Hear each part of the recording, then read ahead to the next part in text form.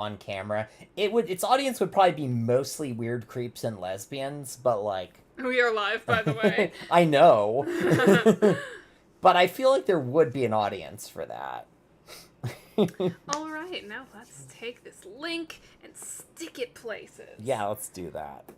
By which I mean you do that, because actually, if you send me the link, actually no, don't bother, because I'm laying down. I mean, you can do it on your phone, but that's yeah. It's annoying. Yeah. Well, if you give it to me, I'll put it in a couple places. Yeah, you can put it places that I can't. Yeah. So send me the link. DM me the link.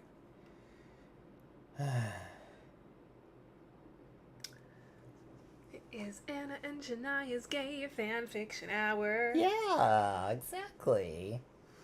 You pointed out when I was doing the, like, recording that thing for SockCon where I do, like, the, yeah. Yeah, it's the same, since I could only hear it, your words. Right. And of course I was hearing it double because I was listening to Crow on the stream, and then of course you on the stream. Right. You should make a at everyone announcement on, well, or no, maybe not an at everyone on Studio June. You should just promo it on Studio June. That's what I was just about to do. I'm gonna put it in, like, some of the other servers that we've got. Paste. Boop. Should I add, come or you're homophobic? Oh my god. I'll put the /J on it so no one Yeah, thinks no, that's a good idea. I think that's a good idea. Yeah. Boop, boop, boop, boop, boop, boop. I just saw it.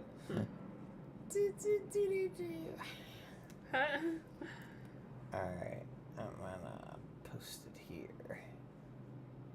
Huh. I'm not gonna promote in those places. There's probably not an audience there. Alright.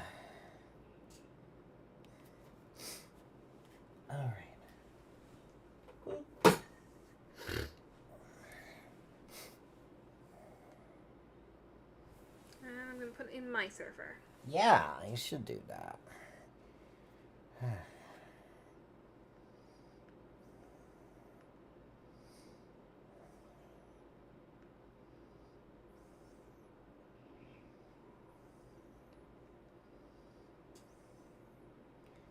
I should jump on the YouTube so I can like. I can watch ads because I'm logged in as Jonaya Riley, which doesn't have premium. All right, there we go. Are y'all fruity? Or people. One person is in chat. Fighting Mars and Fighting Mars 172. Thank you so much for coming. Unlike our usual streams, we're not going to have the chat scrolling up because I don't know how to set that up, and we're on my laptop, which is worse than my desktop, and usually we stream through Jonaya's computer, so we're lying in bed while streaming. Well, I'm lying in bed. You're sitting in bed. Wait, y'all are dating? Yeah! We've been dating for a year. Dating for a year now.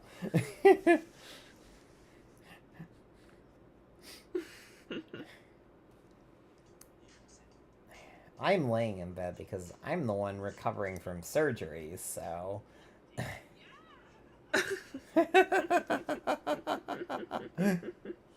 least we've got my microphone set up. That's nice. Or why don't we have you monitoring the chat and I'll, Okay. Yeah. Sounds good.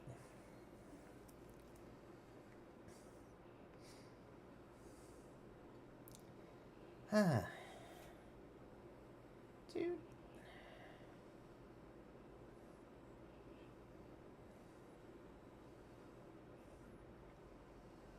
I'm telling Andrew Hussey about y'all.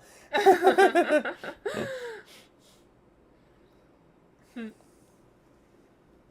feel like Andrew Hussey is probably at least, like, tertiarily aware of both of us. At least Actually, I think he might be aware of me. Right, like... Because, He acknowledged Sakon, which means he knows about me. You.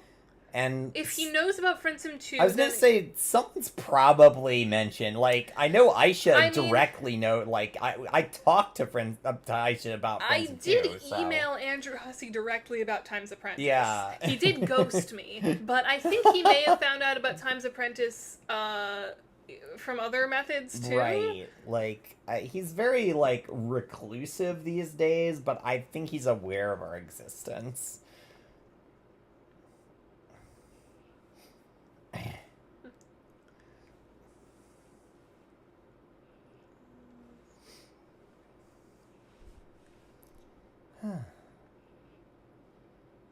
All right. Do you want to begin? How many people do we have so far? Just a few. We got 3 people, including me, I think. So, a couple people, actually, but you know. Might be more accurate.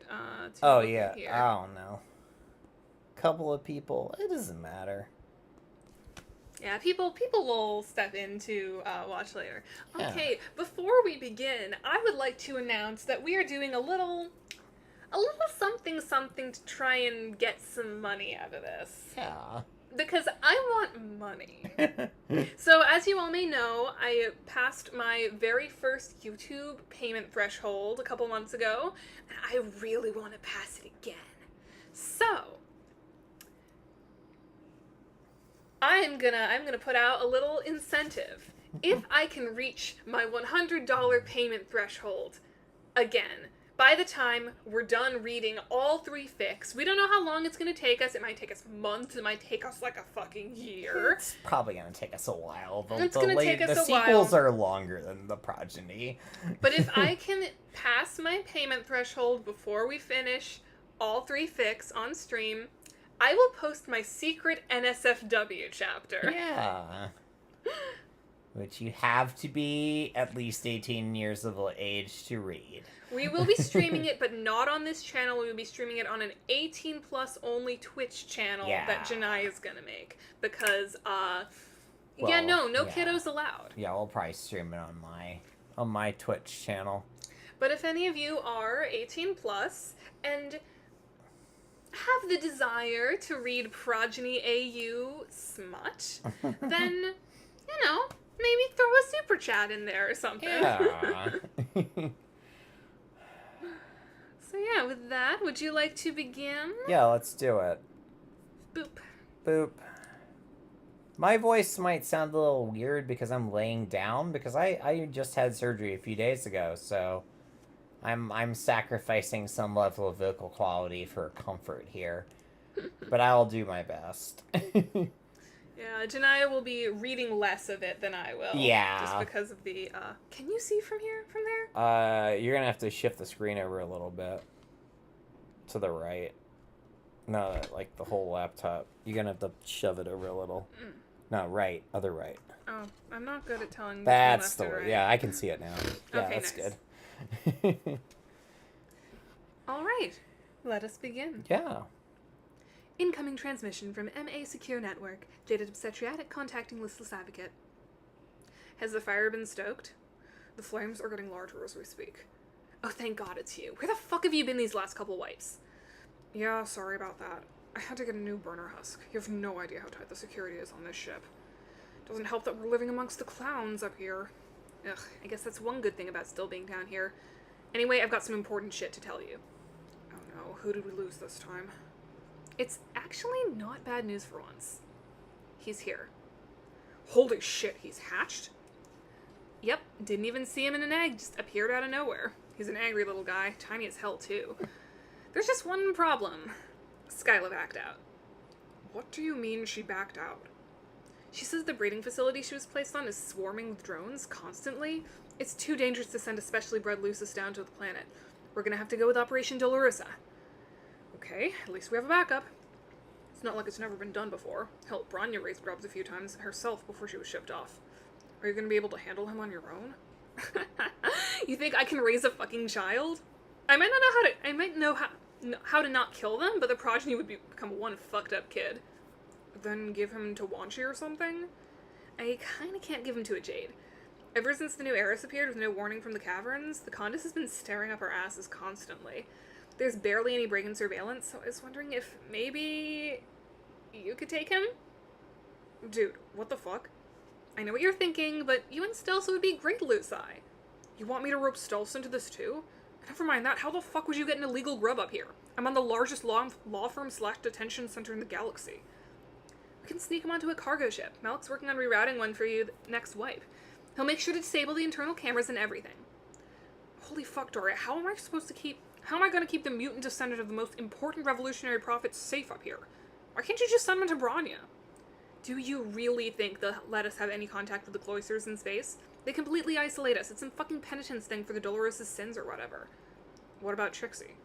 Sold to be some bulge licker's personal music slave? Polipa? Would you trust her with a newborn? Right. Marsty? Cold last perigee, remember? Shit, how much did I miss? You're kind of our only option, Tiz. The cause is falling apart. Everyone's either ascended or fucking dead. And honestly, you're the only non-jade I'd ever really trust to not accidentally kill a grub, so what do you say? Alright, I'll do it. Your name is Tyzias and what the fuck did you just agree to? Your pusher pounds in your ears as you stumble your way back to your shared block. Upon ascension, you were lucky enough to be placed on the same assigned ship as your mate Sprit.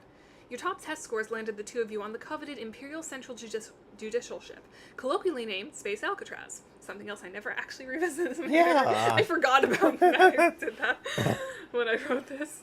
Not that you've ever heard of an Alcatraz not in space. Right now, though, you couldn't be feeling less lucky. Of all the ships in the galaxy, Daria had to be sending the Sufferer's progeny to the ones swarming with legislators and clowns and insurmountably cruel torture devices. On the way back from your favorite supply closet, where you do your most illegal Trollian chats, you pass the entrance to the jail half of the ship, a menacing honk reverberating down the hallway as some poor lowblood screams in terror. It's a stark difference from the paperwork and coffee-filled lives you and Stelsa lead on your side of the ship. The only time the two halves collide being when court is in session. You stare at your block's door handle, hands trembling. You never were able to fully sell Stelsa on the revolution. She's begun to warm up to the idea, no longer ignoring its existence or your involvement, but she's made it explicitly clear that she is not comfortable taking any direct action, and you're about to ask her to perform the ultimate treasonous act. You reach forward and take a deep breath. You can do this. Stelsa's sitting on the lounge plank, a book in one hand and a small weight in the other, just as you expected her to be. Stelsa jumps a little at the sound of your entry, barely taking her eyes off the page. She crows cheerily when she sees you walk through the door. And I guess I'm doing Stelsa as well. Yeah. Time to do my best Tex impression. Welcome home, Cece. How was your day at the office? You take another deep breath before slumping down next to her, hands ringing at a violent pace. So, Stels, you begin. I have a question for you. What is your opinion on grubs? I think they're very cute. I quite enjoyed myself when you took me to see the caverns to visit your jade friend last sweep. Why do you ask? Just wondering. You stare at a spot on the wall across the room at the small utilitarian kitchen the two of you never use. You question whether or not you would even have room for a grub. The block is barely larger than a standard dorm. If we ever got the chance to spend time with grubs again, would you be interested? Stelsa looks at you, head tilted just slightly. Are you asking me if I would like to go back to the caverns on our day off? I know you miss Doria dearly, but I don't know how that would be possible now that we've ascended. It's a real shame. I've always wondered what it'd be like to raise grubs like the Jades do.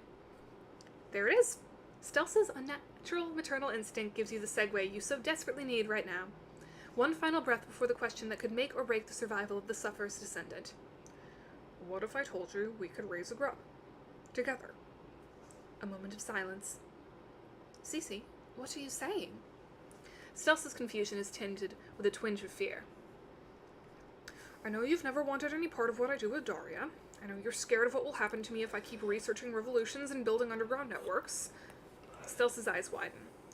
What does this have to do with the grub, dear? I know you've been listening, you continue.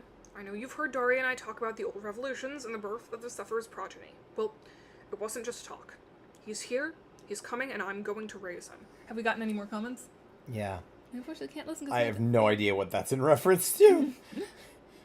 I don't know. the boo. Jalen Casado, what was the boo for? Also, since Bucky is here, thank you, Bucky, for reading the progeny on the Will at Homestuck streams 2 years ago? 2 years ago. Yeah. 'Cause that's how me and Jonaya got close. Yeah, that's, like, also why I started engaging with Hype Swap stuff. So. Yeah. That's important. Yeah, it's very important. Oh, where were we? Oh, yeah. I'm going to Rewritten. Stelsa is speechless, her normally piercing voice reduced to nothing. Stels, you're the love of my life and the kindest person I know. Will you raise the scrub with me? Stelsa gathers herself in an instant and practically rockets off the plank. I will do no such thing, and neither will you. Think of all the hard work we put in to get where we are. I will not let you bring an infant grub into our block. You cross your legs and pick up your mug from where you set it earlier in the evening. You take a sip of the stale water while staring at your mate sprit. A subtle power move, but one nonetheless. You can't change my mind on this, Stelsa. Are you in or not? Tyzias and you will text Daria this instant and tell her to reroute that grub. Stelsa towers over you, hands on her hips, never clearer that she is a solid foot taller than you'll ever be. You smirk a little. Alright. I wrote this before I had, like, their heights headcanoned in. I usually headcanon Stelsa, like, 6 feet, and Tyzias, like, 5'6".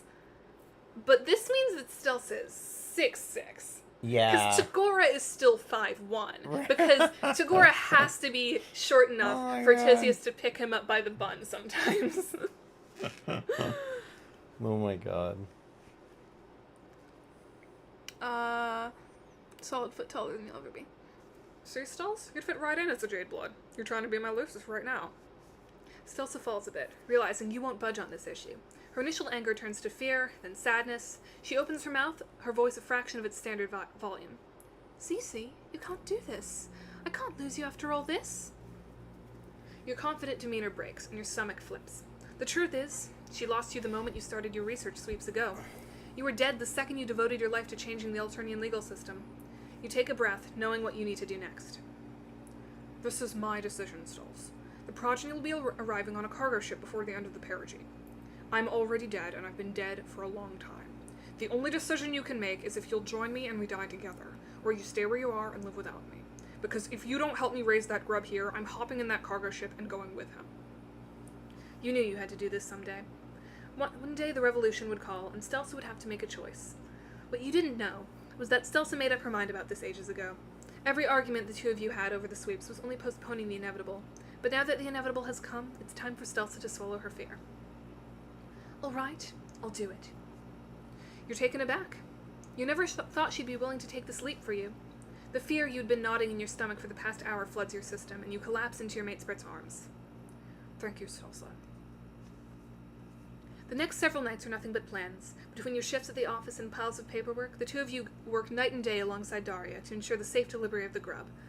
You set up Stelsa with a secure network and introduce her to your fellow rebels, where they welcome her with open arms and begin educating the two of you on grub care, stealth measures, and the best way to cover up the unmistakable sound of a newborn's cry.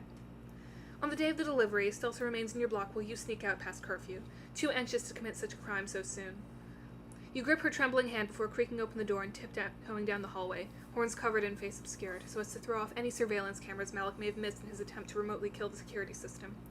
You make your way to the port bay to be greeted by a small cargo ship, mostly empty. What do we get? Yeah, a new person. Oh, hello, mi bouc de Charlet.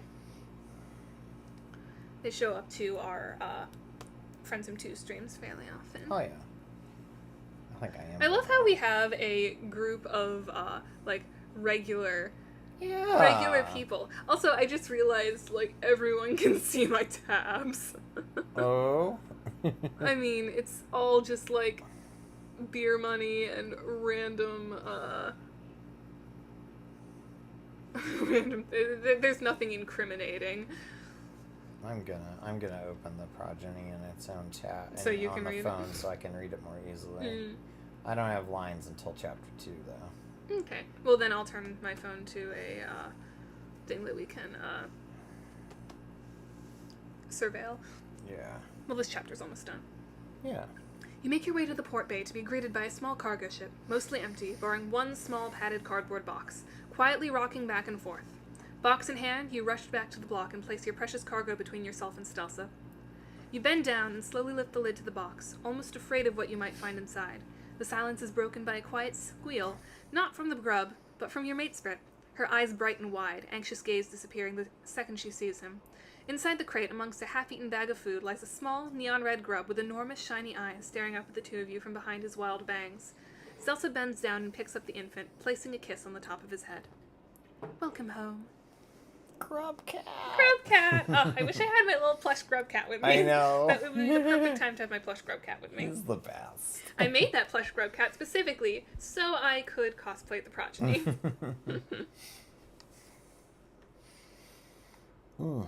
Because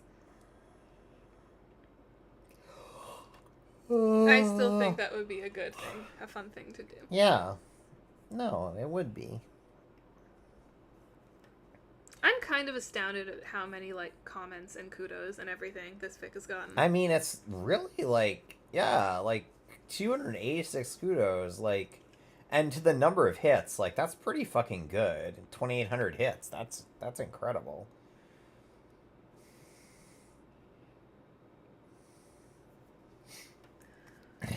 Alright, chapter 2. Stolz, get my burner husk. I can't remember how to do the thing with the fingers. Your name is Tyzias and you are currently holding a very loud grub. A very loud, illegal grub at that, and no amount of bouncing and rocking and spoon-feeding is doing anything to shut him up. Got it. What's your password again, sweetie? Our favorite thing to do in the bedroom? Stelsa gives you that look, and types the 2 numbers sitting between her and the rest of the rebellion. She scrolls through the conversation the two of you had with Daria last wipe to find out what you're looking for. Okay, so, 3 years later, now I don't think they 69 in the bedroom. I think Stelsa has a DMV kink.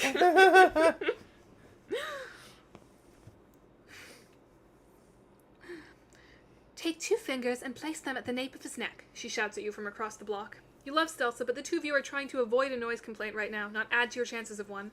Press into a soft spot there and gently rub in circles. A soft spot.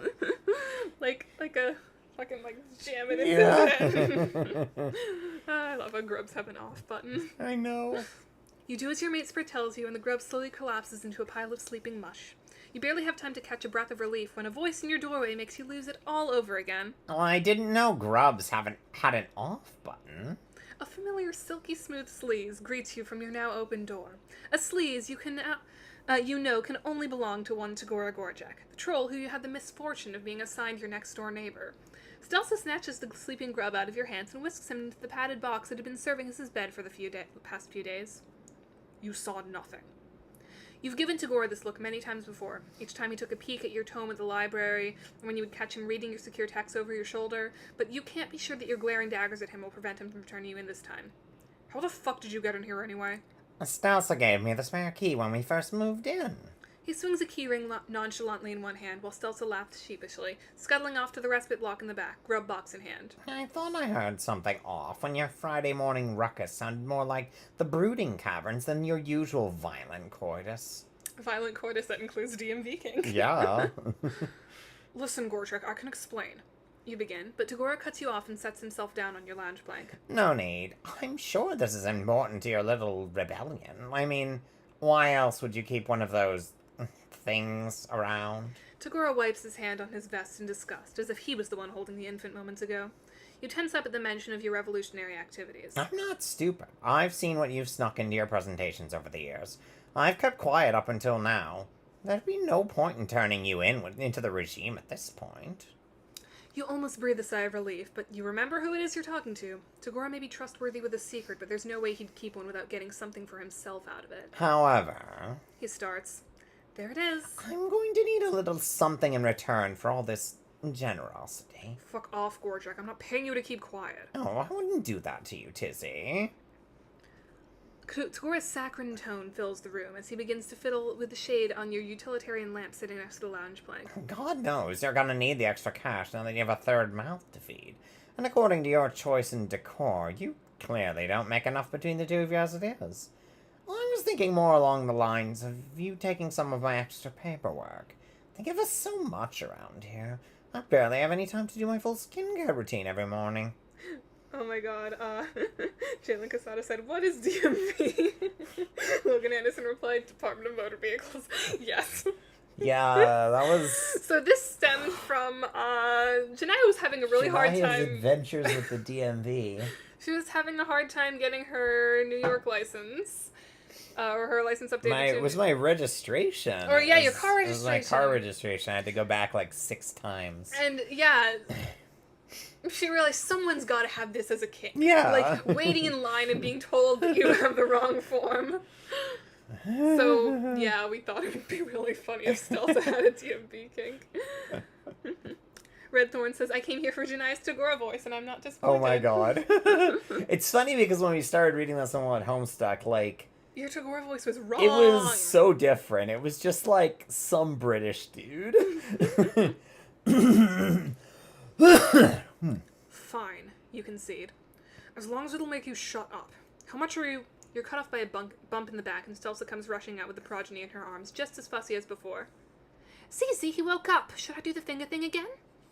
You stand up and take the infant from your mate's spread, her energetic bouncing not doing anything to calm him down. No, Daria said if we do it more than once a day, it could fuck up his brain. You carry him over to the plank, not sure what to do. Yeah, don't poke at your baby's brain. I love how it's like you do it once and it'll like totally calm down. You do it more than once, it will give him brain damage. It's like... I mean, it's probably already giving him gentle brain damage, but like a little bit of brain damage. That just explains why he is the way he is. Yeah, that's why he's so much softer as for all of the brain damage. Yeah. You carry him over to the plank, not sure what to do. You know you're doing the right thing caring for this grub. You know he's foretold to be the one to save the troll race from its own self-destruction, but you can't help but think you're already fucking this up beyond all recognition. Well, you lose yourself in your thoughts. You don't notice the grub has calmed down and managed to wriggle out of your arms, now plodding across to the other side of the lounge plank. You snap out of your stupor at the sound of a shrill cry next to you. What the fuck is it doing? Get it off of me! While you weren't paying attention, the progeny had wrestled out of your arms and made his way over to Tagora, where he is now, suckling on one of Tagora's oversized gemstone rings, still attached to his hand. Do you have any idea how many kegers that ruby cost? Stelsa is cackling in the corner as Tagora desperately tries to pry the now defiled ring from his finger. I will be back with your bill later. Good luck with my paperwork, Tyzias. He storms out of the block, the slam of the door reverberating down the hallways of the Imperial Central Office ship. Tagora never was particularly loyal to the Empire. That was more Tagiri's thing. All the prostrating before the Empress and pledging undying dedication to the Alternian government just bored him. That's like unintentional, like, twisting the knife for what happens between stories. Oh, shit. Cause, like, I didn't remember that line when I wrote that all in, so... that sucks. Read the antecedent in the lineage. We'll get there eventually. We'll get there soon. That's in the antecedent, I'm pretty sure. Yeah, it's the because it's part of Polypa Polypa's backstory. If Tagora is loyal to anything, it's his lavish lifestyle, which is why you're a little bit worried. You're sitting at the counter between the kitchen and the lounge block with an enormous stack of paper in front of you, while Tagora sits on your lounge plank, staring and filing his nails with a smug expression. He might be neutral in his opinion of the Empire, but you know that if this grub becomes more of a nuisance than an asset, he won't hesitate to turn you in. The ring was just strike one. You're used to this, though. You're no stranger to doing others' work for group projects to make sure you keep your grades up. It's just that this time, the grade is you and Stelsa's safety, and the survival of the descendant of your most revered revolutionary leader. You sigh and flip to the next page of the contract you're being forced to proofread. Stelsa bursts through the door, arms full of takeout bags. I didn't know what the little guy would like to eat, so I just got some of everything. Stelsa sets the bags down and starts filling your workspace with plastic containers. Tagora quirks an eyebrow at her. Little guy? He asks, still filing his thumb to a sharp point. Of course. I can't keep calling him the progeny. It's way too formal for a little guy like him. Stelsa barely looks up from her bags. By the way, what are you doing here, Gorgor? I thought you were just dropping off the paperwork for Zizi and leaving. I need to make sure she does a good job. Can't let her get away with getting grub spittle on my hard work, can we? You throw your arms in the air, exasperated. For the last time, Sorgor, the grub is in his box. He's not going anywhere near your shit. You go back to the contract, crossing out a grossly incorrect reference to a law that was reversed sweeps ago. Anyway, Stelsa, you're totally right. We gotta give him a name. What will the name of this young grub be? I had to. Yeah, I had no, to. it's very good. Stelsa stares into space, finger pressed to her chin. Now that I think about it, how did any of us get our names? You think back to the time Daria snuck you into a Jade Blood naming ceremony a few parages ago. You had always been told that your Lucis named you, but that's only a partial truth. Once a grub is chosen by a Lucis, the Jades analyze the Lucis' sounds and assign a name based off that. So oftentimes a grub with a sheep or goat Lucis will have long vowels in their name. Or if they get a lizard for a Lucis, they might be named something with a lot of S sounds. This all goes out the window if the grub is from a caste with a very strong naming tradition, such as yourself. As far back as your research goes, Tealbloods have always had names featuring at least one T, and no one can explain why. This is as far as we got when we tried to read this high. No. Wait, did we get a little further? We got to chapter 4. Oh, we did. Okay, this is where we first hit, like, a major stumbling block. Oh, right. Because this was where I, like, thought it was so hilarious that I was like, yeah, no, never mind. Yeah. Pokemon. I got really sidetracked on a reference to Pokemon. What if a Pokemon was your Lucis? Then your name would just be the Pokemon's name. The Pokemon's name. If Pikachu was your Lucis, your name would just be Pika-Pee. Except I was really high, so it was like the funniest thing ever, and we spent like 20 minutes talking about it. Yeah. All right. We were so high. We were extremely so high. We can't get high for a little while until Jonaya's recovered. No, I can't get high probably for like a few months, honestly. This isn't particularly helpful for your grub, though. With no Lucis to make weird noises and only one other mutant blood in history, you're not sure where to begin. What was his ancestor's name? He's clearly some important guy's descendant. Oh, how did I lose my spot? I'm dumb. So Tagora looks at you. Tagora looks at you, surprisingly interested in the topic at hand. You still aren't sure if he should know about all this. He could still turn you in at the drop of a hat. The sufferer? You think for a moment. Well, if the texts I found are right, he went by Cancrimarium, taking his true Lucis' surname because he didn't have a normal Lucis. Then just give him a name with a bunch of K's and toss your last names at him. Call him, I don't know, KK and Tyzias. Tagora seems to be trying to speed this whole naming process along. He isn't here for the company after all. Stelsa, conversely, is bouncing on the soles of her feet. That is so cute, she crows. I've never seen that whole smooshing the last names together thing before, but I love it. I don't know about KK as a name, though. Same, you agree?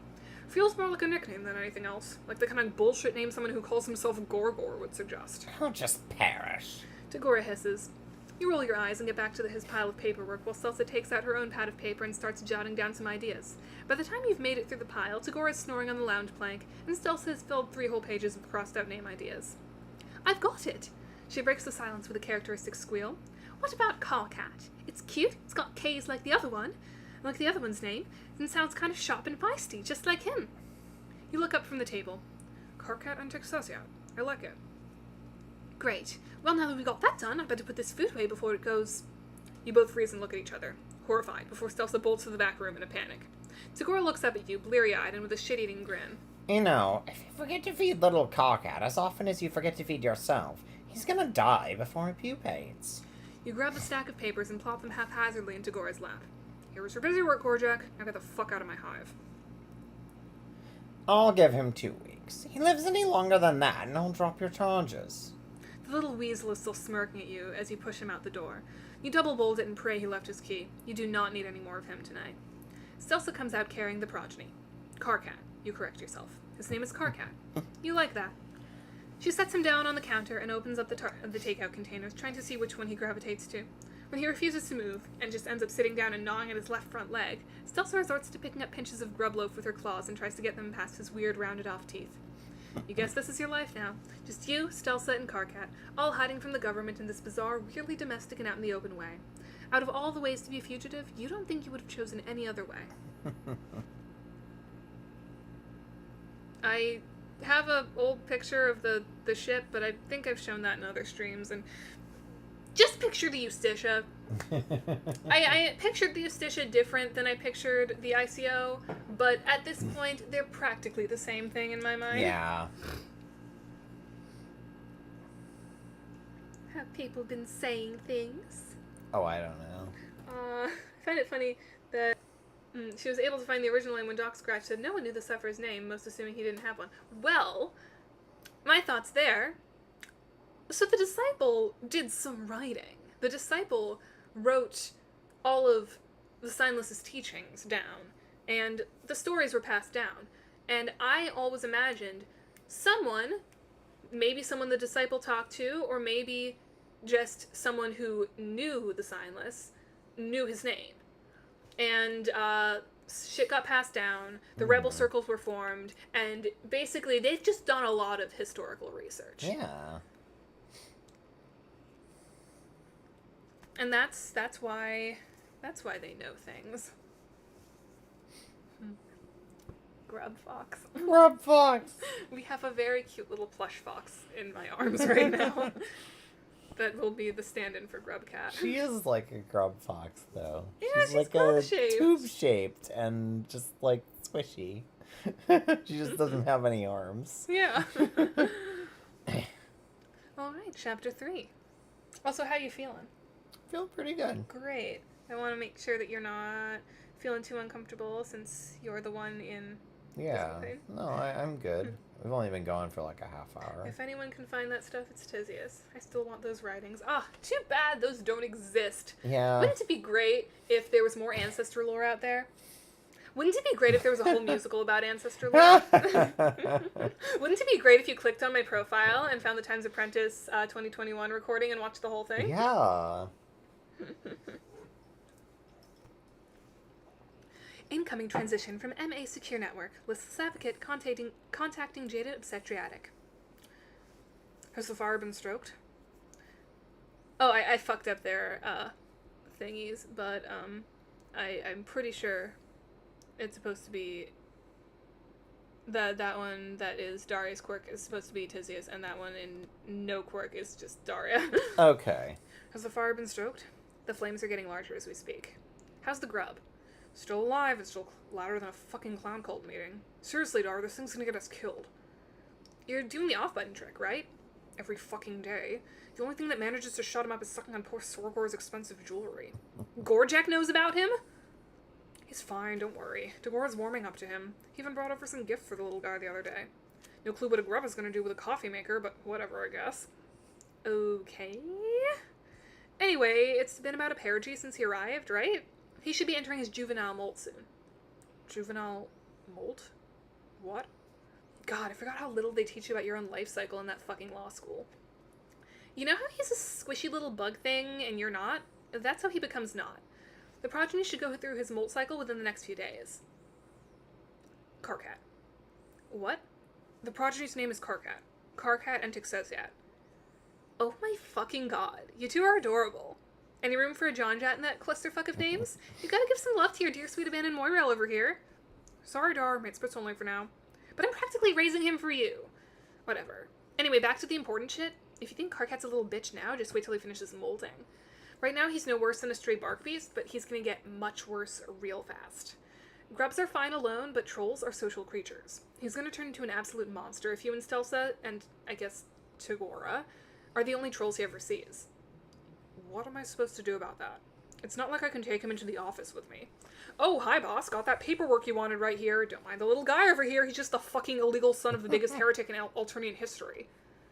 Don't take him out of your block. Don't worry. We figured this out a while ago.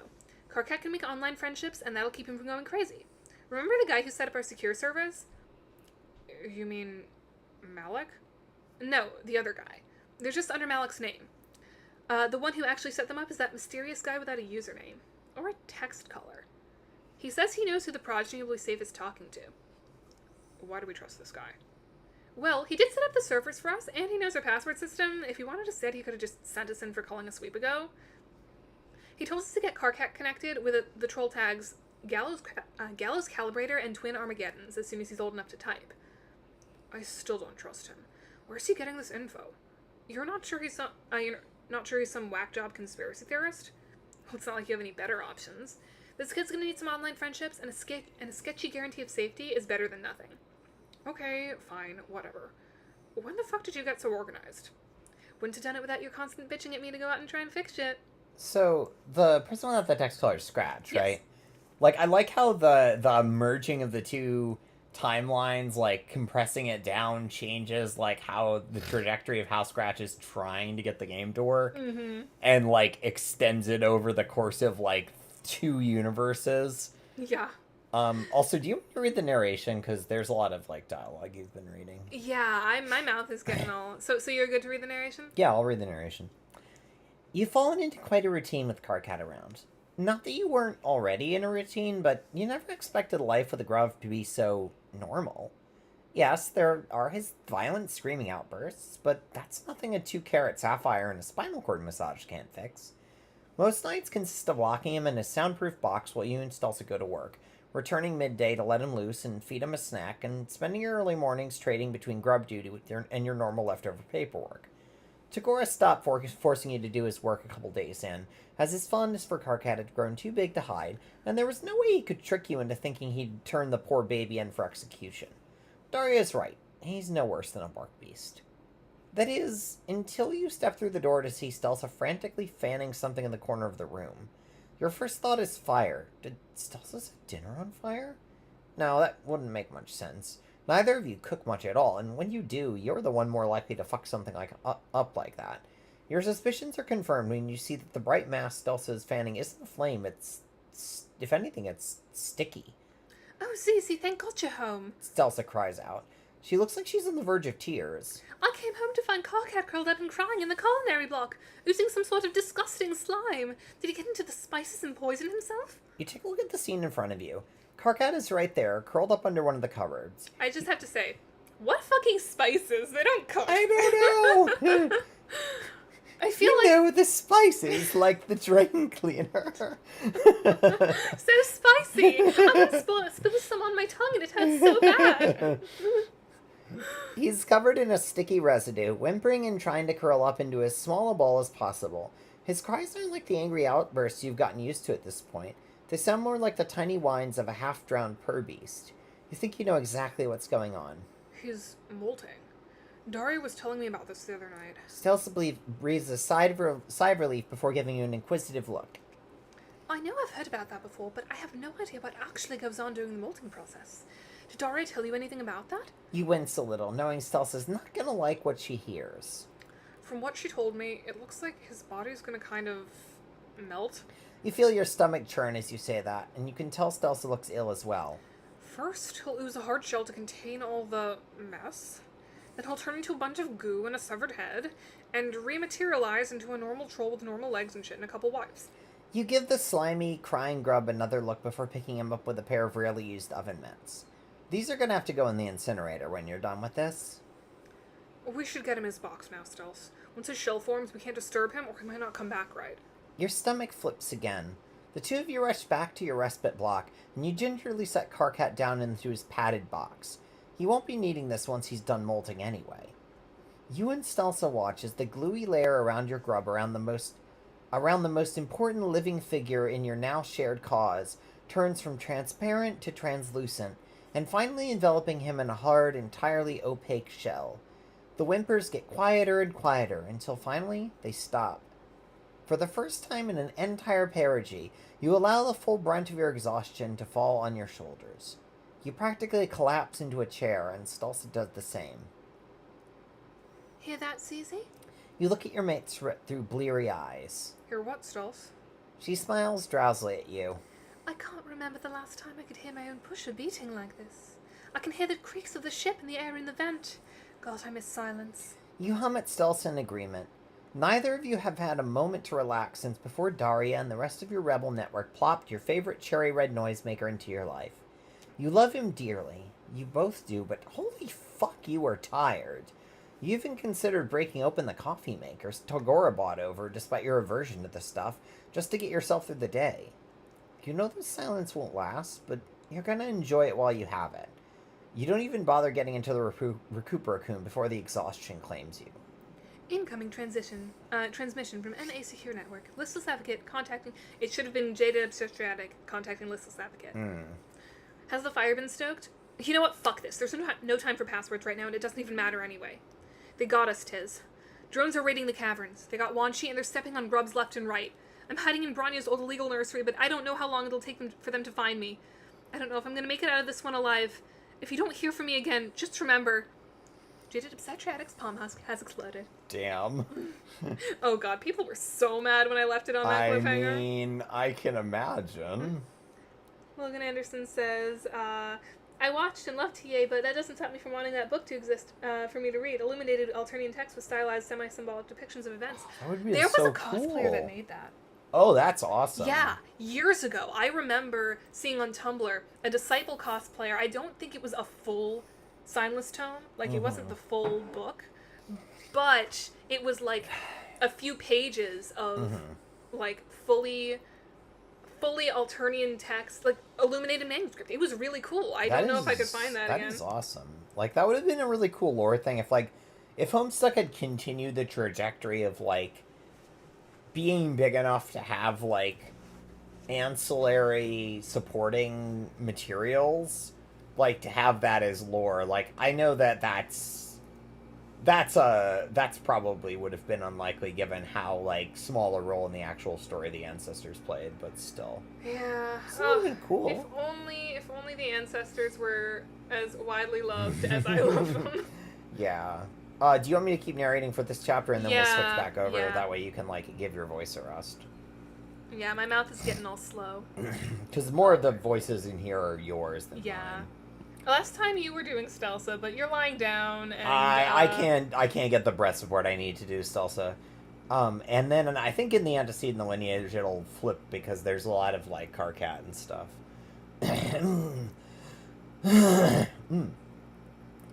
Your name is Stelsa says that, and you are the luckiest troll in the galaxy.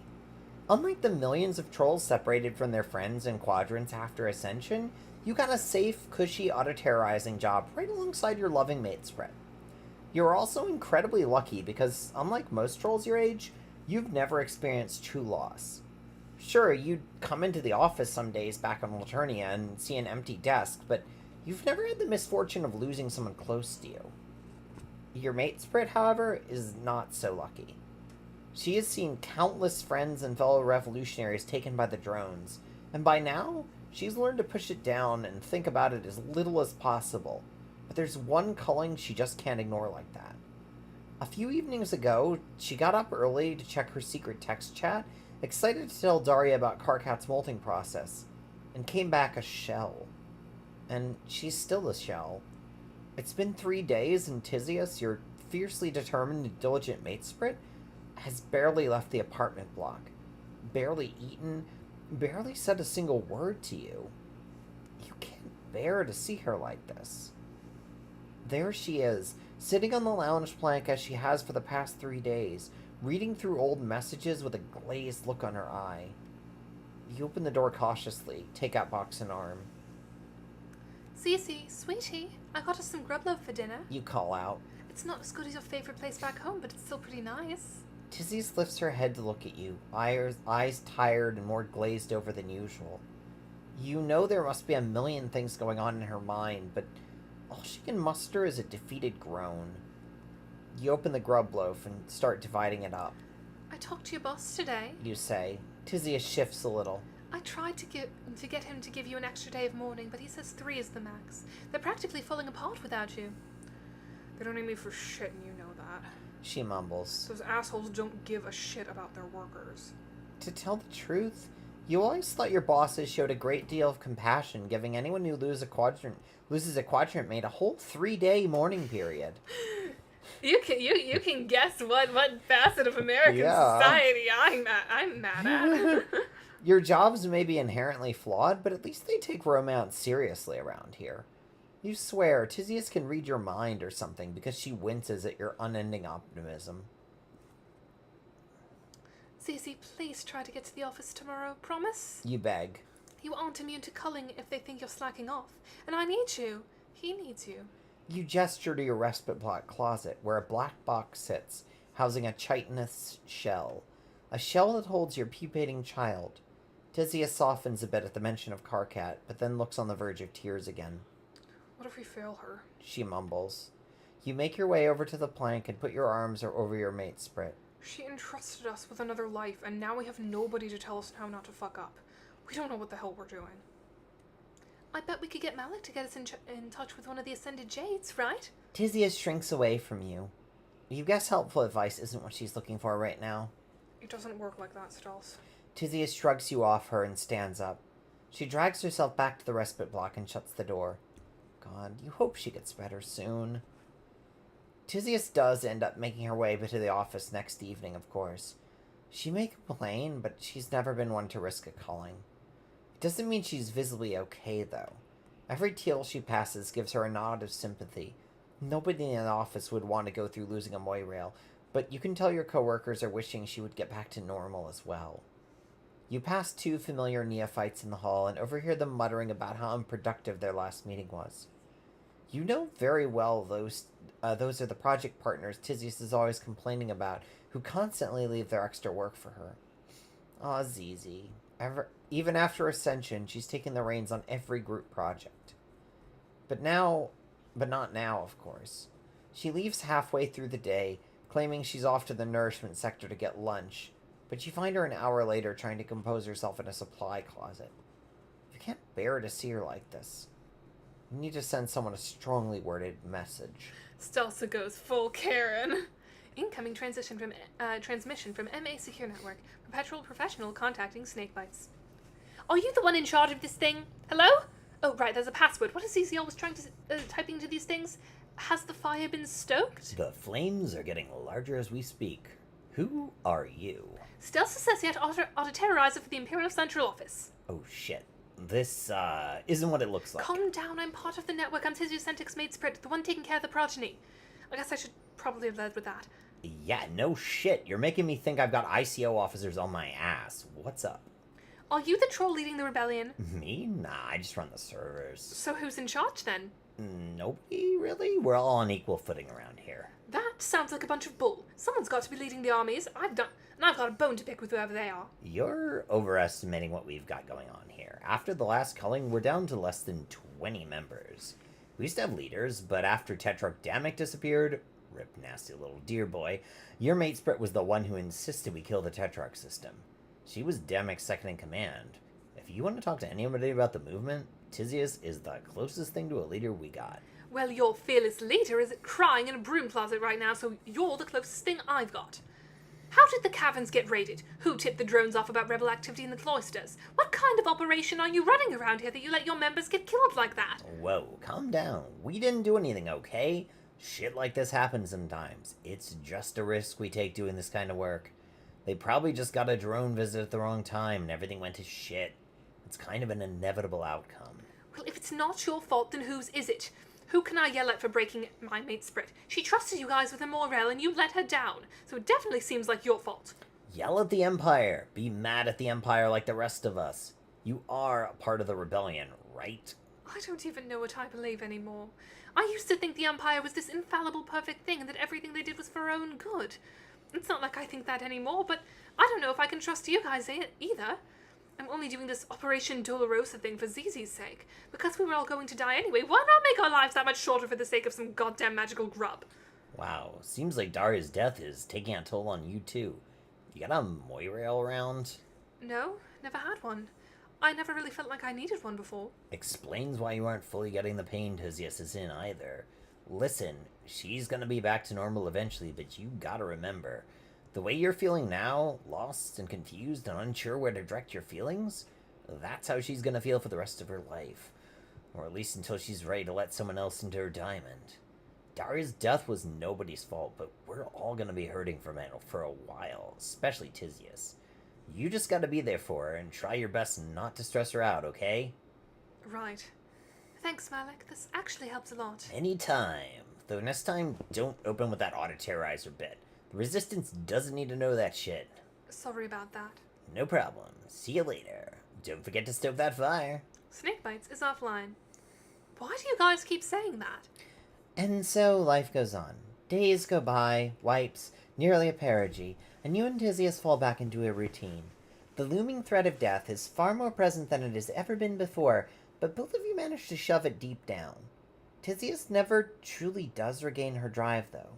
She still wakes up every morning, ready for the day of completing her paperwork along with everyone else's, but you can tell she's stepped back on her revolutionary activity.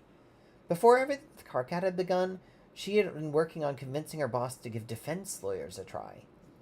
You know she was planning on working on her proposal during Karkat's molt, but she hasn't touched it since the day Daria's final message came through. Every time she tries to open the document, her eyes start to glaze over and she closes it immediately. You'd like to think her hesitancy is out of self-preservation, but you can tell it's more than that. More like a fear of failure. Not for her own sake, but for the sake of the whole cause. For Daria's memory. The two of you are sitting in the culinary block after work, as usual, sharing a takeout box and looking over some paperwork. You're waiting for Tagora to come over. The two of you had planned a spa day, and you're hoping to drag Tyzias into it too. God knows you all need it. Just as you're taking a bite of your grub noodle stir-fry, you hear a loud crunch, one that definitely didn't come from inside your mouth. You both pause. The second you start to relax, you hear it again. Is that what I think it is? Tyzias asks. Your heart skips a beat. I have no idea. You reply. The crunch gets louder and more pronounced. The two of you bolt from your seats, not caring that one of them tips over onto the ground in the commotion. You make your way to the respite block closet and turn on the light. The previously smooth red membrane over the black box now has a large hole punched into it. A hole with a waving fist stuck out of it. The two of you hover over the box with bated breath as the hole gets larger. A second fist emerges, then a tiny, fat foot. Eventually, you see the emergence of a familiar round head with familiar tiny horns. Karkat finally fights his way out of the box, toppling it over and practically falling straight on his face. But he just gets right back up. Young trolls are resilient. Tyzias told you a while ago. At this point on Alternia, a young troll leaves their cocoon to find their luces protecting their shell like an egg. As soon as they find their footing, the two of them go off to find or make shelter. Of course, in this case, your grub immediately has his shelter set, but that doesn't stop Karkat from immediately climbing to his feet and toddling over to the two of you. As your child walks towards you, your arm extended like he's a scared animal, beckoning him forth, the door creaks open. A familiar voice calls out from the entry. Stelsa, are you guys home? Tagora calls out. I got your favorite face masks shipped in from Crush. The shipping fees were enormous. You better fully enjoy this spa day. He makes his way to the back where you and Tyzias are still crouching and drops his bag in shock once he sees the tiny gray body slowly waddling across the floor. He's out, he asks. He's out. Tyzias speaks with more certainty than she has in ages. Her extended arm reaches further than until she can practically touch Karkat. He reaches out in turn and grasps onto her pointer finger, inviting Tyzias to come closer and scoop him up, holding him close to her chest. She opens her mouth, and you expect one of his classic shrill chirps, or screaming fits, but all that comes out is a simple, ah! You suppose language does come second for trolls. He's out. She repeats. And we're gonna be okay. Baby Karkat is so cute. Baby Karkat. Also, give me a second. I'm gonna take meds because it's time for pills. 6 o'clock is coming up. This is a reminder to everyone in the chat. If you haven't taken your medication today, you should take your pills. I have to take mine, like, constantly. Logan Anderson says, wait, were the ancestors unpopular compared to the main cast? I believe they were. Yeah, they were, like... They were a much smaller part of the story, and, like, well, they're not hated. No, it's not they're like not the ancestors where people are like, oh, they're so annoying. They're just, like, they just kind of, like, didn't get as much traction. Like, people like the ancestors, but there's not as much material on them as the main cast. Like, that's like saying, like, so like, yeah, the main trolls, especially the main trolls who, like, survive through and continue to be relevant. Like, right. Yeah, there's gonna be considerably more fans of Karkat than there are of the Signless, because Karkat is in so much of the comic. There's so much to talk about. Right. And, like, there's so much Vriska content to play with, but with Mindfang, there's just Mindfang's diary, and that's it. Yeah. Yeah, like, there's just more, like, going on when it comes to the main cast as far as, like, material and lore and everything, whereas with the ancestors, like, you just don't know as much about them. The thing with Ancestor fans, I found, though, is, like, if you are an Ancestor fan, you are in deep. Yeah, there are no true. casual... There are casual Vriska fans. There should be more casual Vriska fans and fewer hardcore Vriska fans. Yeah! Yeah, I feel like that generally we could stand to have more just, like, I like Vriska a normal amount.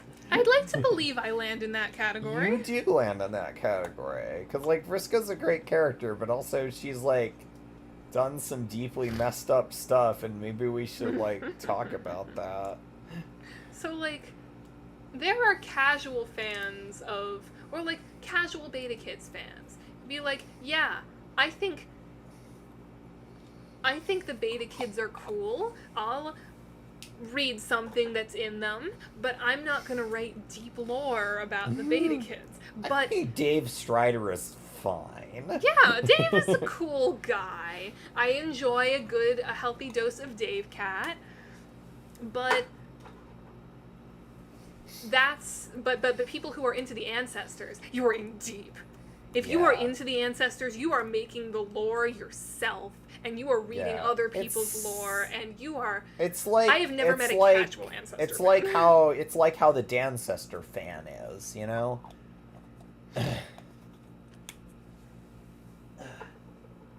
Because like Jalen Casado says Vriska, woo! If you like Vriska, you'll like what happens in the antecedent, maybe. I think it's good. Well, you wrote it. I wrote it, but no, I think you'll find it interesting. Vriska is important to the antecedent. Vriska is very important to the antecedent. Vrisk called. Vrisk called. Oh my god. Alright, you want to take back over reading? Oh boy, Baby Karkat. Ooh, yeah, you get to actually do Baby Karkat. Yes. I am going to do it differently than I did it originally when we read this, because that was just blowing my voice out. Can you do it, like, in a close way, though? Like, to make it still sound Karkat-y? Yeah. Yay! Yeah, no, I can do it the way I do Karkat now. Oh, nice. Because at the time I was also doing Karkat, I'm basically just screaming, which is a bad way to do Don't scream more. You're lying on your back. Yeah, no. Your name is Tyzias Entek, and you have a child. Not a wiggly infant grub that clicks and screams and eats takeout noodles out of a bark beef dish, but a walking, talking child who argues and throws tantrums and makes you want to shove your head through drywall. Yes, he talks. And yes, his first word was fuck. The first day your precious Wiggler opened his mouth and made a coherent, albeit profane word, Stelsa blamed it on you. But of course you know that's not the case. You knew the sufferer's anger would be inherited by his progeny. But you didn't think the inheritance would be so literal that his final word would become Karkat's first. That was just the start of it, though. Karkat began speaking only a few nights after pupating, and since then it's been 5 parages of non-stop loud. Each evening, before going into work, you and Stelsa have to struggle within an inch of your lives to get Karkat into the closet, which has recently been fitted with soundproofing foam. The yelling has gotten so bad that the two of you have had to say your vacillating pitch to stave off any suspicion from neighbors.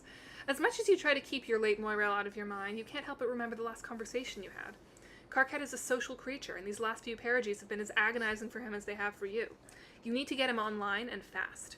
Every once in a while, Malik sends the two of you a care package disguised as a box from Troll Amazon.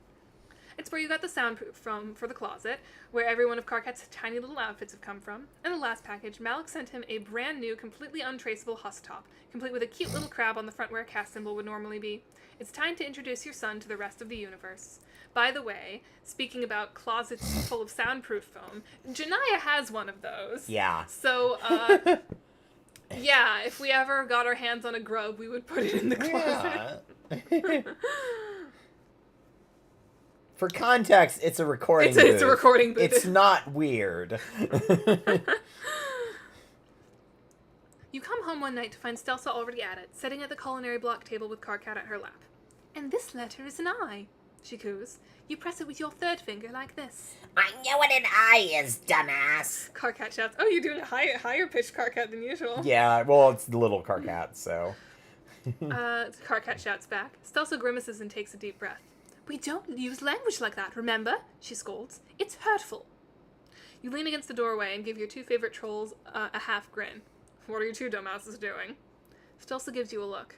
See, not helpful. I'm trying to teach Karkat how to type, but he keeps on resisting me. Why do I gotta use stupid proper placement? He groans. Why can't I use the fingers I want to use? You sit down next to the two of them. Believe me, it's much faster the right way. You're going to want to type as fast as possible when you start talking to other trolls online. Other what? You return Stelsa's look from earlier. You didn't tell him why you're teaching him this? I forgot, okay? It's hard to keep track of all this parenting stuff and there's so much else to do. I've been distracted with the new set of clients I was assigned last night. I'll take over, Stels. You go organize your clients or whatever you were planning on doing tonight. Oh, thank God. She takes a breath. I don't know how you manage all this on top of your duties without breaking down. I don't sleep, remember? You shout after her as she bolts out the door. You turn back to Karkat. I know it's been tough to live alone like we've been making you do. I'd go crazy if I was you too. Karkat pouts at you and looks longingly at the door that he knows he can never walk through. It's not fair to you, but it's for your own safety. We can give you the next best thing, though. Honestly, this might be even better. Karkat scoffs at you. Nothing would be better than leaving this stupid fucking room. You laugh. It sucks out there. Just a bunch of stuffy legislaturators and smelly murder clowns on the other side of that door. Online, you can meet people your own age. Here. You pull out a piece of paper with the two names Daria gave you written on it. Karkat grabs it and squints. Gallows Cabrator? Gallows Calibrator. I can help you type it in when you're ready to meet her. You've always been amazed by Karkat's literacy. Young trolls develop incredibly fast. You've always known that. Torona was only a few sweeps old when she joined your school feed, but watching it happen in real time is kind of mind-blowing. You're grateful for the fact that he can get online fast, but wow, it's impressive. When? Karkat looks up at you with starry eyes. As soon as you learn how to type. You give him a squeeze. Now you have to promise me, Karkat, once you're online you can't tell anyone about being up here, okay? The stars in Karkat's eyes flash to flames in an instant. Why not? He shouts. What if I want to have people find me here so I don't have to be stuck with you and Mama Stills and Uncle Gorgor for fucking ever? You take a deep breath and close your eyes. You know what you have to do to make him understand. I didn't want to show you this until you were a little older because it's pretty scary, but I think you need to hear it. You stand up and make your way to your room. Shoved in the back corner, behind your shared recupercoon, is a metal lockbox containing a few things you managed to sneak aboard the ICO ship. A hunk of your Lucis's fur, a handful of gifts Daria gave you, a rusted iron pendant, and most importantly, your handwritten and heavily notated tome, bound in teal leather with loose pages sticking out each every way. You grab the book and the pendant before heading back to the culinary block. You ready for a story, Karkat? You grab his hand and lead him over to the lounge plank. Be warned, it doesn't have a happy ending. I'm not afraid of a dumb story. I'm not a wiggler. Karkat gives you his most heroic face as he wiggles up next to you, expecting a storybook out of your revolutionary tome. You hold the rusted pendant over and let it swing in front of Karkat's eyes. You see this symbol here? You ask. This is the symbol of your ancestor. This means it's your symbol as well. You latch the pendant around Karkat's neck. It was a relic you purchased in a back alley auction. The seller claimed it was taken off the neck of the famed neophyte Redglare at her execution, but you never believed him. Whoever's pendant it once was, it now belongs to your son. Karkat feels the pendant with wide eyes and holds it up to the button with your own symbol you keep pinned to your jacket. You guys told me I didn't have one. He says. You shake your head. Stelsa told you that. She doesn't know anything about the suffer, and she has no idea I had that pendant. Everyone has a symbol, and even if they aren't born with one, they create one for themselves. You open the tome to the first tab section. Before your own handwritten notes, it's a pair of beautifully illuminated yellow-aged pages. Yeah, the exactly. tome you're looking for, containing the Silas's final sermon, transcribed directly from the disciples' cave writings. This is the story of how your ancestor started a fire that can't be put out. You know young trolls love to imitate their ancestors. When Tagiri was young, he insisted you all call him the Sword Man and claimed he was carrying on some higher purpose. Daria once told you about her finding her cloistermate's diary, containing all sorts of ancestor worship bullshit about some guy named the Vampiric. Hell, there was even a time when you looked up to your own ancestor, a successful and ruthless legislator titled the Diligent. Find more about Teniantic by playing Princeton 2. Glad we could put that into the game. Yeah, and this was before I even thought up Stenya. Yeah, because that was thought up for the game? Yeah, Stenya was for the game, but then I ended up putting her in a later chapter of this. Right, that's right, because it kind of crossed over with what we were working on for Friends 2. Yeah. Oh, thank you for showing up, Logan Anderson. I know you're probably already on, but thank you for showing up. Yeah. Where were we? Oh yeah, the Diligent. A period of worship that quickly fell apart after you stumbled upon a handful of handwritten rebel documents stuffed in the back of a book sweeps ago. The ones talking about the death of the Scrivener. Mm-hmm. If anyone wants to hear more about Tenya and Stenya and all that, I started writing a fic about them a little while ago. Yeah. Their pitch. I've decided their pitch. Yeah. I think that works. Pitch in one life, flushed in the next. Yeah, Roles reversed. I think it works.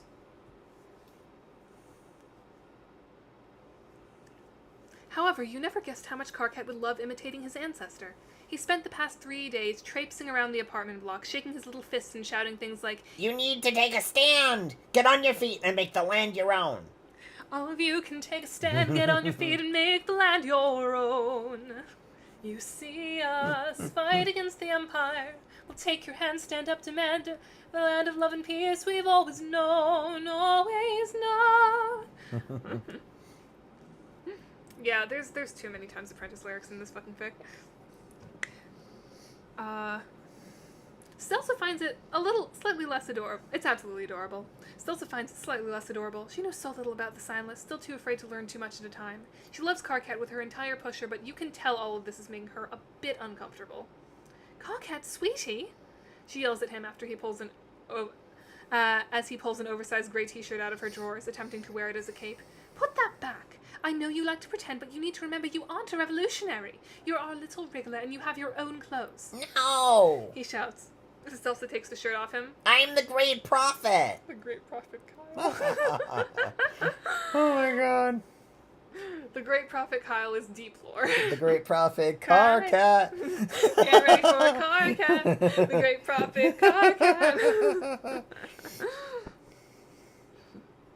No, you aren't, she replies. You are Karkat, and Karkat needs to go to bed. But Mama Tiz lets me do whatever I want. Stelsa gestures at you to come help. I do not let you do whatever you want, you say. I just think there's no harm in pretending. Stelsa sighs at you. Ugh, you hate seeing her this stressed. But it's time for bed, so pretend time is over. Karkat continues to struggle and whine as the two of you wrestle Stelsa's shirt out of his hands. He stops for a second when you hear a familiar latch at the front of the lounge block, just enough time for Stelsa to wrestle the shirt free. Tagora steps through the front door, looking more haggard than his usual pristine self. Uncle Gorgor! Karkat shouts as he wriggles free and races toward the door. Did you know that, you don't need to suffer from the rule of the Empire? That's great, Karkat. Tagora gives your son a dismissive hair ruffle before plopping himself on your lounge plank. Rough day? Stelsa asks. She gingerly sits down next to him and sets her hand on his. He hasn't picked it up on it yet, but over the past couple parages, Stelsa has developed an out-of-control pale crush on Tagora. The showmanship committee is the worst. He whines. We got a whole large shipload of new prisoners set to be on trial within the next sweep or two, and we need to come up with 3 interesting trial ideas by each of them for Monday. You watch as Stelsa rubs circles into Tagora's hand, slowly calming him down. Did you at least get to see the prisoners? She asks. Are any of them interesting? Barely any. He says. It's mostly just lowbloods who pissed off the wrong troll. They don't even deserve a showy trial for that. There were a couple of ones that might be fun, though. Like? Stelsa prompts. There's this one wild olive blood accused of multiple high blood murders, a cerulean accused of grub tube crimes, a tiny angry jade blood wearing a ton of gaudy faux punk jewelry, and that's about it, though. Wait. You jump in. What's this about a jade blood? Tagora scoffs in your general direction. She's the least interesting of those 3. Don't you want to hear more about the grub tube crimes? I love that they're like, I guess Polypa got away because... You read the last chapter. Oh, yeah, that's right, duh. Yeah, Polypa, yeah. Otherwise it would be a huge inconsistency. Yeah, no, Polypa sneaks out during the trial. That's right. I tied up all those loose ends in the last chapter. Yeah, you did. But yeah. I've never figured out what grubtube crimes actually means. I don't know. Fucking copyright infringement. Okay, well, would the Empire care that much about that? Yeah, probably, if it's like Triz's content or something like that. Or would grubtube crimes be something like having an annoying channel? Oh my god. Like, I feel like the fucking, like... Instead of a call-out post, they just have you executed. Yeah. No, I want to hear more about the Jade Blood. What does she look like? Does she have a name? She has these awful wristbands with fake grub horns on them, had soot smeared all over her eyes intentionally, and she went so far as to tear the sleeves off her prison uniform. It's so clear she's trying to look like a tough guy, despite being shorter than me. Okay, so that means Daria's like 4'11". Daria's like tiny. Height is not consistent. God. We have the progeny heights are weird. The progeny heights are weird. Or Tagora is taller than you. Tagora is 5'1" and you can't change my mind. Okay, well, if Tagora is taller than I think, then Tyzias is taller than I think, then Stelsa is like 7.5 feet tall. Okay, I feel like they're just inconsistent. Yeah. Tagora is a 5'1" twink and you can't change my mind. Yeah. Tagora's gotten animated now, his true conversational passion being shitting on the fashion senses of others. Your pusher's beating louder, and you're getting more animated too. You step closer to Tagora. And the name? Stelsa stopped massaging Tagora's hand, knowing where this could be going. And something Jade typical, with a bunch of Y's and A's. Daria, that's it. You get right in Tagora's face and grab him by his ponytail, dragging his face up to yours. And why didn't you tell me my Moirail was still fucking alive? Tagora's staring at you in shock. I had no idea. He sputters. He seems pretty freaked out. It's not like you have much physical leverage over him, being a scrawny twig yourself, but he's considerably shorter than you, and the fire in your eyes is something he's never witnessed before. I knew your Moira was a Jade. I guess you told me her name, but I didn't make the connection. You drop his ponytail. Take me to her. What? Take me to her, you growl through your teeth. See, this isn't a good idea, Stelsa says. You're not thinking clearly, and you can't make plans when you're like this. I'm texting Malik to turn off the cameras on the path to the jail half. Once he's done that, we're leaving. You rummage through a drawer and find a spare set of all black clothes. It's gonna be a bit hard to cover up Tagora's wide horns, but it'll have to do. You toss the clothes at him. Get changed. We leave the second Malik gives us the okay. Tagora stares at the empty space left by you as you bolt back to your respite block to change yourself. The name repeats in your head. Daria. Your Moirail might still be alive. How many chapters are there in this? 13. Why don't we read this next one and then call it for a day? Okay. Because, We only have like 2 people in the chat anyway. yeah, I know, that's fair. Maybe next time we do it, we can do it on a weekend when more people can show up. Get ready for Karkat, the great prophet Karkat. Oh wait, this next chapter has Terezi in it. Can you do Terezi? I can't. Yeah, I can do Terezi. It's gonna sound a lot like Karkat, but I can do Terezi. True. Young Terezi, right? Yes. Yeah, I can do Terezi. It's gonna sound a lot like Karkat, but I can do Terezi.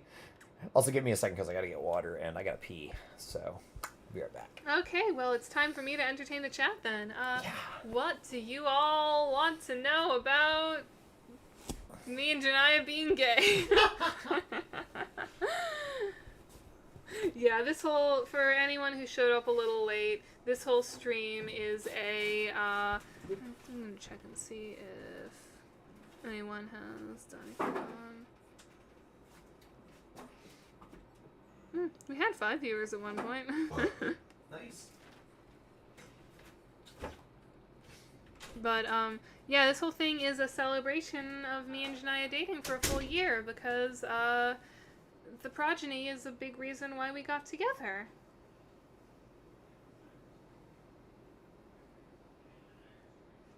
Because, yeah.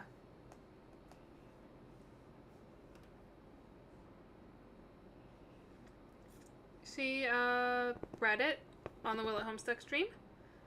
And then, around the time when she was about to ask me out, she started writing a sequel to The Progeny before I had even finished the fic. I think I was still 3 chapters from the end when she wrote both the lineage, the antecedent and the lineage.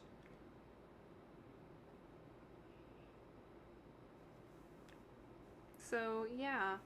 There are many reasons why we got together. Some of them being voice acting, just like having been on voice acting projects together. Some of them being, Studio June got us real close and all that. But I wouldn't be involved in Studio June if it wasn't for the progeny. So yeah, I gotta give it to them. I gotta pee still. Ooh. I still gotta pee. Oh, okay. And also, I should probably change my pad afterwards. Can you narrate this one, so there'll be like an equal amount of being narrated? Because I did 3. Okay, yeah, sure, I can probably do that. Although, okay, but if you're doing Terezi, it might be a little rough on the throat, so... Yeah. Okay, I'll narrate, never mind. Okay.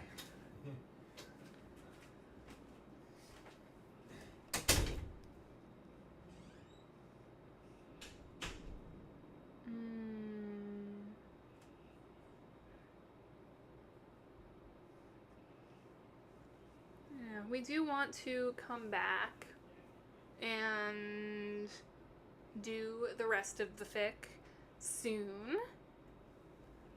I originally wanted to do it this Friday, but that's not going to happen because of reasons. Unless we do it, like, early, but, I'm going back and forth between my place and Jonaya's place, so we just gotta figure out what works logistically. Maybe we'll do it on a Sunday late at night, because I work late and it's annoying, and Jonaya's far from my work, so etc. etc. Ooh. Completely unrelated, but sort of related to Progeny characters, because this is the most Tagora core thing I have ever seen. There is this law office I walk by fairly frequently. It's called law office. It doesn't have, it's not like a, like, it's not like Gorjek and Sons or whatever. There's no name attached to it. There's this law office that's basically, it has a big banner that says 212, I am hurt. It's like, injured in an accident, call this. And I'm 1,000,000% sure it's a money laundering scheme. And there is a fucking $sign. A sparkly holographic $sign in the window. I've never seen a single person, I've never seen a single customer in the law office. I've never seen anyone in the waiting room. I've never seen anyone working other than some lady at the front desk, and I'm pretty sure she's there to make people not think it's a money laundering scheme. Yeah. I have found Tagora's money laundering scheme. Yeah, I feel like it's definitely not, like, legit.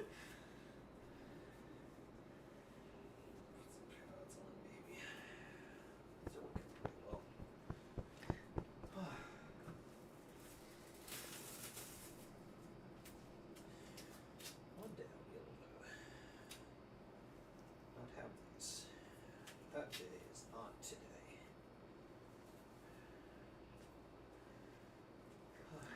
Let me know if you guys want to see pictures of Tagora's money laundering scheme, because I will get some for you when I walk by it later.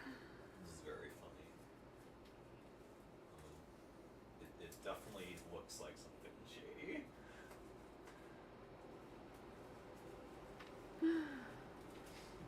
One day, I kind of want to go in there one day to just ask, hey, is this a money laundering scheme? No, that would be a bad idea. Would not recommend that.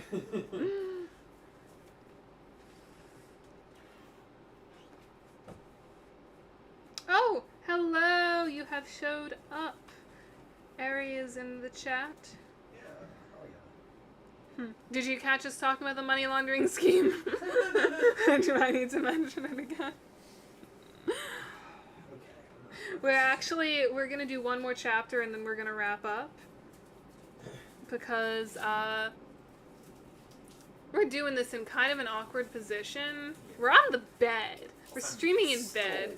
I'm still, you know, Jonaya is... like a week out of surgery. I'm definitely still feeling it.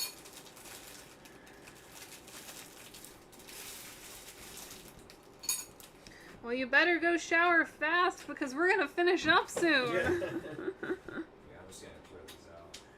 Back.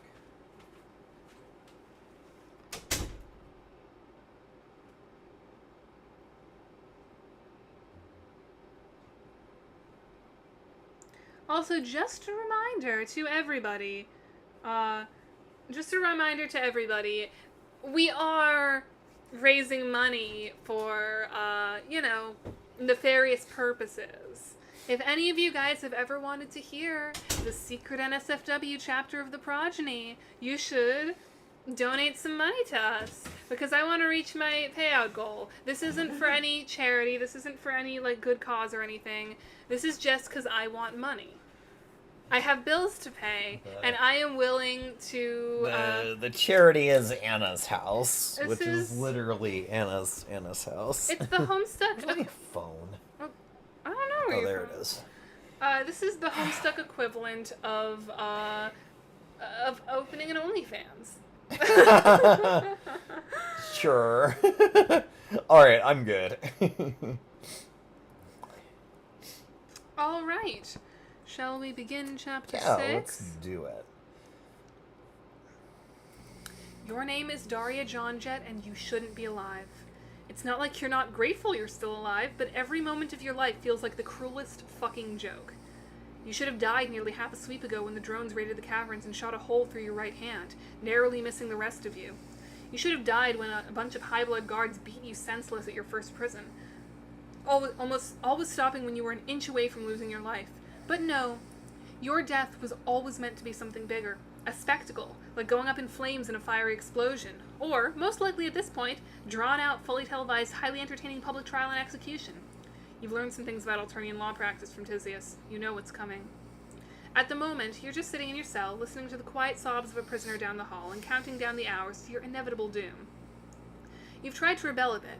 You tore the sleeves off your prison jumpsuit, and you're more feral purbeast than troll now, hissing at any passing guards or prisoners. But what's the point of all that spectacle?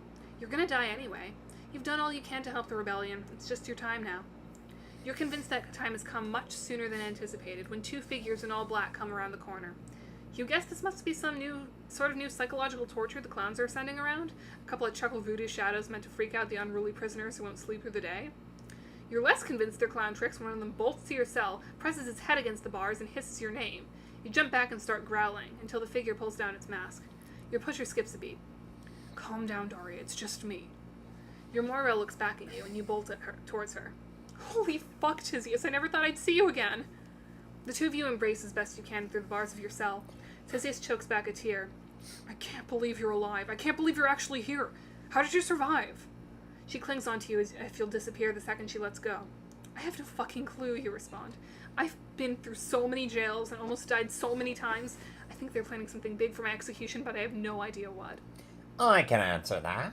The second figure steps forward and peels off his mask. Tagora Gorjak, Litis Lacerator and Showmanship Specialist. He holds out his hand as if he's expecting a handshake.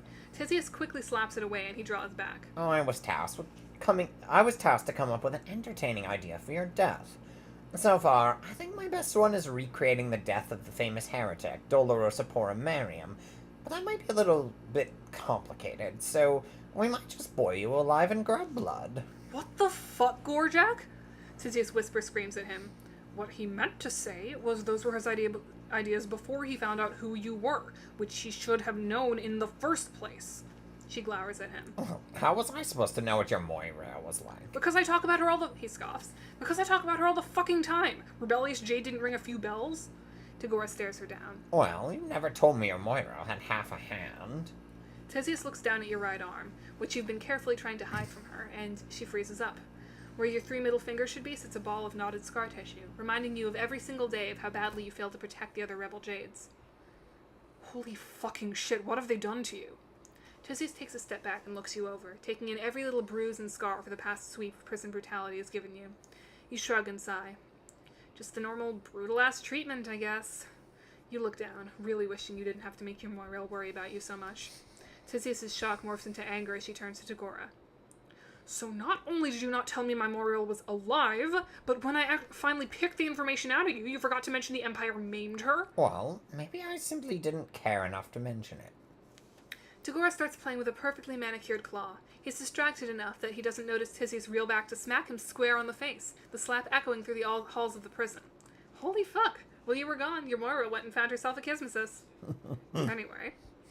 Tyzias takes a breath to compose herself and turns back to you. Your trial is set for a little over a sweep from now, but Soragor here is going to see if he can push that back. Tagora glares at Tyzias. First of all, ow, he says, hand pressed to his cheek. But yes, I can try to do that. If the aesthetics aren't perfect, especially for a big trial like yours, they might give us a few extra parages. Tyzias looks at you in the eyes and grabs your good hand. We're going to get you out of this door. I don't care if we have to burn this fucking ship to the ground, I'm not going to let you go on trial. She turns to Tagora and starts to pull away, but you grip harder. Wait, don't leave me here now, you plead. Tyzias shakes her head. Mel can only keep the cameras down for so long, and it's not like we can just break you out anyway. You have to hold on a little longer. Alright, whatever, leave me to rot while you hang out with your hate boyfriend or whatever, you reply. You're coming back though, right? Of course I am, just hold on a few... Wait, hate boyfriend? Tyzias looks at you confused. You know I don't have a kismesis. You jerk your head towards Tagora, now fiddling with the hair over his eye to cover up the handprick-shaped mark on his face, seemingly blind to the fact that the tip of his horn is poking out awkwardly through the fabric of his hoodie. Tyzias goes wide-eyed and flushes bright teal. What the fuck, Daria? You know I can't stand him. Not in that way. She sputters. Just shut the fuck up. Whatever you say, you grin. God, you missed her. Tyzias pulls you in for one more hug before grabbing Tagora and absconding down the hallway. I had to put the word abscond in. It was required. Of course. You watch as the two of them fade into the rest of the blackness around you. Your life might not be as much of a fucking joke anymore. You've got something to live for now, and that makes it so much worse. Incoming transmission from MA Secure Network. Carcinogeneticist contacting Gallows Calibrator. Hi, are you Gallows Calibrator? Wow, who are you? Also, it's Calibrator, Silver Dark. Your name is Karkat Entixesiat, and you're trying to make a friend. You've never had a friend before, not a real one. You don't know what to expect. All you know is you don't want to fuck it up. I'm Karkat. My mama told me to make friends with you, so that's what I'm doing. Do you want to be friends with me? You can't just go up to someone and ask them to be friends. That's weird. Also, what's a mama? That's the saddest thing I've ever heard. These sound too similar. Should I take Terezi? Yeah, take Terezi if you can. A mama is a big troll who feeds you and tells you to do stuff and locks you in a stupid fucking back closet with the squishy walls. But also who hugs you and tells you stories and stuff. Oh, you mean like a Lucis. That's a weird thing to call a Lucis.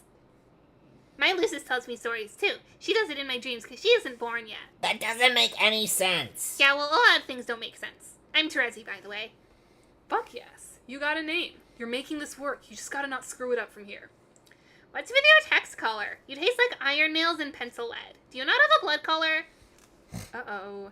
You were really hoping to avoid this. The one thing Mama Tiz told you couldn't tell anyone was your blood color, and that you live in space. And you probably weren't supposed to tell anyone about your troll guardians either. Oops. You try to think up an excuse as fast as you can. Of course I have a blood color. It's the best blood color. I just don't want to tell it to you. Are you a Tyrian blood? A what? You know, like the Empress. You said you had the best blood color. Ew, no. The Empress is a killer. The proletariat will rise again. I had to have Karkat say that. What? What does that even mean?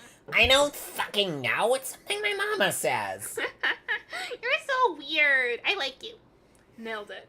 You bounce a little in your seat. A real friend. Even if she's light years away, you finally have someone to talk to. You know what? I think my friend Kanaya would like you too. You should talk to her. Her handle is Grim Auxiliatrix. Without the numbers, of course. Your heart stops in your chest. Another one? You start slowly typing the new name into the chat before remembering you should probably ask Mama Tiz if this new person is safe to talk to. You'll meet this Kanaya troll later. This hurts my voice. Yeah. Anyway, I'm gonna find out your blood color someday, Leadface. No, you won't. Will I tell you yours if you tell yours if I tell mine? I'm a teal blood. Oh, I know teal bloods. They never shut up about stupid law stuff. You know older teals? Ones who've already started studying? I can't wait to start. The Empire sends me books and a few parages. Too bad I live too far away from the city to do real school feeding. Don't be sad. It's all stupid anyway. Just a bunch of dumbass rules and big stacks of paper. Uncle Gorgor says it makes his skin look sad. Uncle Gorgor? That's a weird name. I want to meet him. Well, you can't. Can you at least tell me where you live? If we live close, we should meet. Nope. And I promise, I am very far away. A pause. Terezi seems to be taking a little while to respond. Did you scare her off by being too secretive? You know you have to stay safe, but there wouldn't be any harm in telling a kid your own age you live in space, right? You're about to start talking when you see Terezi started typing again. Sorry that took so long. My friend really wants me to start an RP with her, and she won't stop bugging me. What's a RP? I can show you. Later, though. Gotta go. I'll make you talk someday, Mr. Mystery. Gallows Calibrator is offline. Bye, Terezi. You don't know what this feeling is. You don't know what this feeling is. You don't know how to explain it, but for the first time in your short life, the anger and frustration that's always been brewing inside you has finally come to a standstill. You have a friend, and it feels fantastic. I like that baby story. Karkat. We're like halfway through it, Yeah. too. There's 7 more chapters to go. It is going to slow down so much when we hit the sequels. Oh my god. Especially the lineage, which is 6 times the length of this fic. Oh my god. How do you write so much? I just start and then don't stop until the story is done. Well, it looks like that's what we're doing for today. Yeah. Special. All right.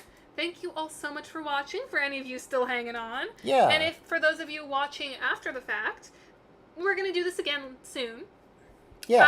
Probably not this week, but probably next week.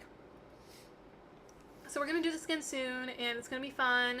And if you are so inclined, if you would like to see our secret, or, well, Jonaya didn't write it. my secret Progeny NSFW chapter, and you would like to donate to my cause to get me to release it, then yeah, I'm sorry if this is sounding so obnoxious, but I want money.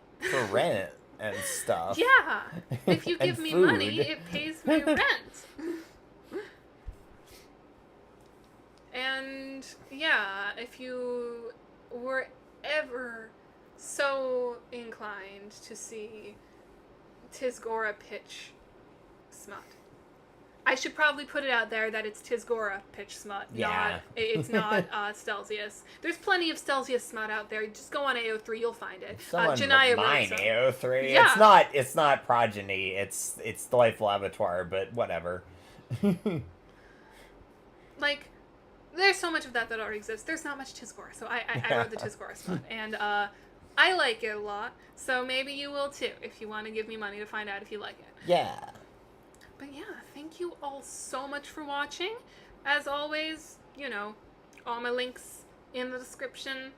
Go read Jonaya's AO3 because it's really good. Yeah. Also play Friend Sim 2 because there's a lot of things that got started in here, like the concept of Showmasters and the Diligent and the Scrivener. All sorts of stuff that got started in the Progeny that made its way into Friend Sim 2. Yeah. Also, the apartment. The apartment in Friend Sim 2 Volume 2 is straight up the Progeny apartment. I designed it in a fucking apartment designing thing. We just gave it to the artist and had to make it look more like Trolly. Yeah. Yeah. So yeah, if you like the Progeny, play Friend Sim 2. If you like Friend Sim 2, read the Progeny. Yeah.